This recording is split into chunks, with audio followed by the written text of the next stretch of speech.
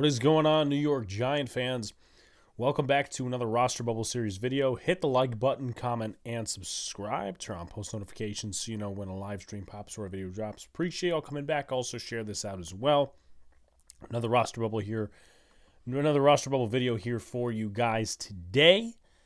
Got a couple more of these, and that will probably be all. And then another roster prediction video after the New York Giants game, week 3 of the preseason, probably that Monday.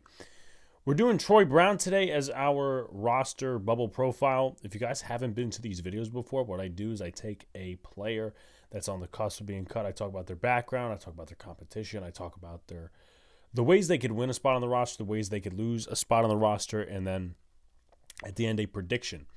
But first, I have to announce our sponsor. And of course, it is SeatGeek, the ticket vendor you guys all know, and the best ticket vendor out there. We are sponsored by SeatGeek now. Looking to go to a concert, a Giants game, a ball game in general.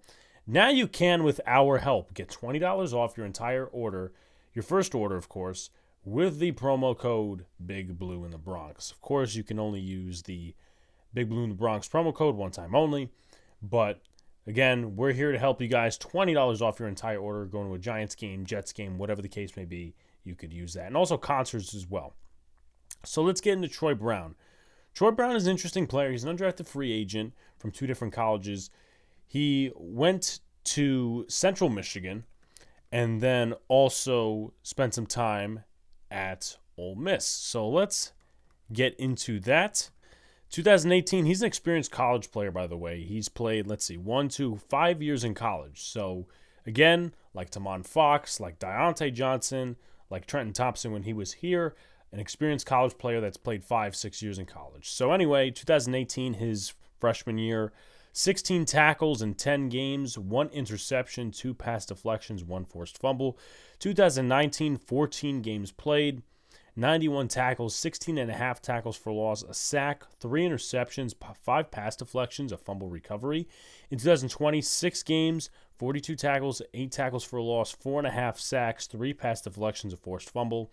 2021, his final year with the Central Michigan Chippewas, 11 games played, 66 tackles, 7 tackles for loss, 1 sack, 1 interception, 7 pass deflections, 1 forced fumble, 1 fumble recovery.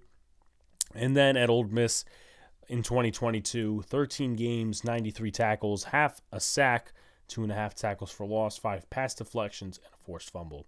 So some traits about him, positive and negative. Disengages blocks and uses hands well. Has speed to get around the edge quickly. And I would also figure, I didn't really see this in the scouting reports, I would figure that he's at least decent in coverage. Has gotten his hands on the ball a lot.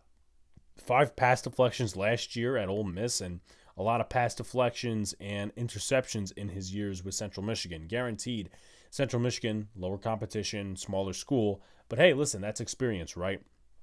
But the negative traits about Troy Brown, undersized, upper body strength, which can be an issue, especially when you're looking at the Giants' flaws the last few years. Needs work on speed, which comes when he's chasing the ball carrier, and he doesn't really have an edge presence in terms of being an edge rusher. You do see the sacks, 4.5, the 1 year, and then 1 and 1 in between with 2019, 2020, 2021 for Troy Brown.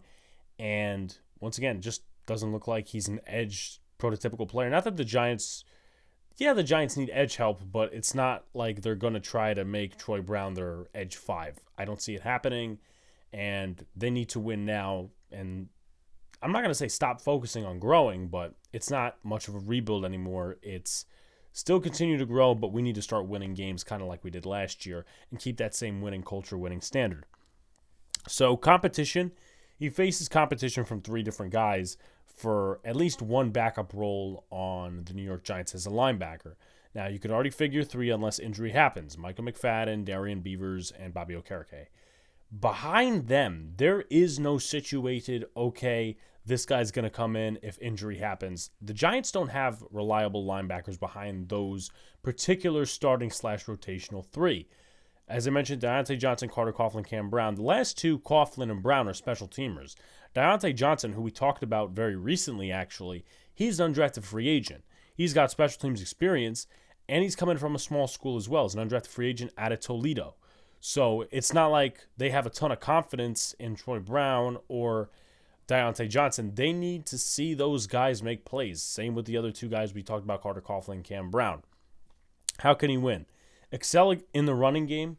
I think upper body strength. I think he needs to bulk up a little bit more. We mentioned, if not earlier, he's 220 in terms of his weight and 6'1".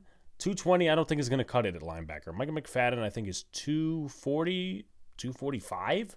So I think he needs to bulk up a little bit in the upper body. And the Giants don't need linebackers if they trust Troy Brown in the situation, or even just this preseason. You don't want to see a guy like Troy Brown just getting mauled and bullied because he doesn't have any upper body strength. Yeah, his hand placement's pretty good as a linebacker when it comes to disengaging blocks, but these are guys that play at the NFL level, whether they're backups or not, and they may have the edge in terms of height, in terms of weight, in terms of technique as well. But excel against the run. That's going to be a big one. The Giants need guys that can defend the run, and Troy Brown is good at that. Special teams, I think that's going to be a big one because Carter Coughlin and Cam Brown, I potentially see them making the roster at this point. Now, of course, after the waiver wire period, they may get cut for another guy that's an experienced linebacker with also special teams assets. But Troy Brown, alongside good play in the preseason on defense, I think special teams is going to have to be an asset, because if he's not an asset on special teams as a kickoff coverage blocker or some role on the punt coverage, I don't think he's going to make the roster. And then also coverage as well. We talked about it. It wasn't much in the scouting reports, at least that I read, but I think coverage could be something in terms of upside for him. If he works on his speed a little bit in terms of chasing the ball carrier, maybe he's more of a coverage linebacker than a run-stopping linebacker, which could be good because the Giants need coverage linebackers mixed in with the safeties and cornerbacks they have. How can he lose? Upper body strength becomes an issue versus second and third team O-linemen. Upper body strength, I think that's going to be my concern in these three games when I'm watching them, is the upper body, because once again, the Giants are looking for another linebacker beside Beavers and McFadden, Okereke.